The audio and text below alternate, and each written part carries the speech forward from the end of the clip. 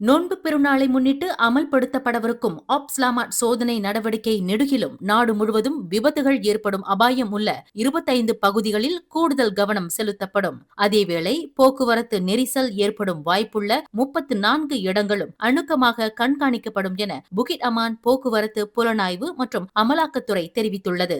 26வது முறையாக நடைமுறைப்படுத்தப்படும் ஆப்ஸ்லாமாட் சோதனை நடவடிக்கை நாளை தொடங்கி மார்ச் 24ஆம் தேதி வரை நீடிக்கும் என அத்துறையின் இயக்குநர் டத்து ஸ்ரீ முகமது அஸ்புல்லா அலி தெரிவித்தார். சீரான போக்குவரத்தை உறுதி செய்வதோடு சாலை விபத்துகள், குறிப்பாக உயிர் இழப்புகளை ஏற்படுத்தும் விபத்துகளை குறைப்பதில் இந்த நடவடிக்கை கவனம் செலுத்தும். சோதனை காலகட்டத்தில் 23 லட்சம் வாகனங்கள் பிரதான நெடுஞ்சாலைகளை பயன்படுத்தும் என எதிர்பார்க்கப்படுகிறது.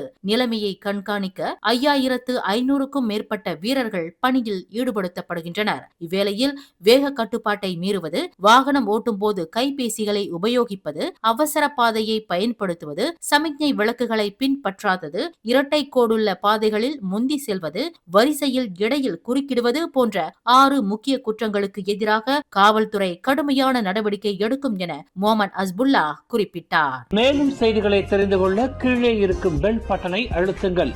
உங்கள் மகிழ்ச்சியை வெளிப்படுத்த லைக் மற்றும் ஷேர் செய்யுங்கள். தொடர்ந்து திசைகளோடு இணைந்திருக்க சப்ஸ்கிரைப் செய்யுங்கள்.